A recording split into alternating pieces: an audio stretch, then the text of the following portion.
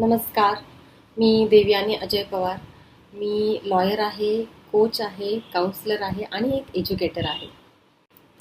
आणि त्याचबरोबर मी एक आई आहे, एक बहीण आहे आणि एक मुलगीसुद्धा आहे. आणि ह्या ज्या जबाबदाऱ्या निभवताना मला अनेक चढ-उतार भोगावे लागलेत आणि अनेक वेळा मी कोलमडली, अनेक वेळा मी भावनिकरित्या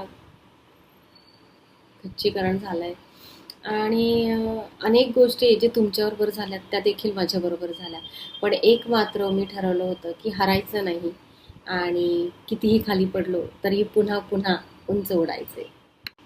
आणि या उंच उडण्याच्या प्रक्रियेमध्ये मला जाणवले की आपण उंच तेव्हाच उडू शकतो जेव्हा आपण सक्षम असू, आपण आपल्यात भरपूर ताकद असेल आणि ती ताकद शारीरिक नसून मानसिक असली पाहिजे.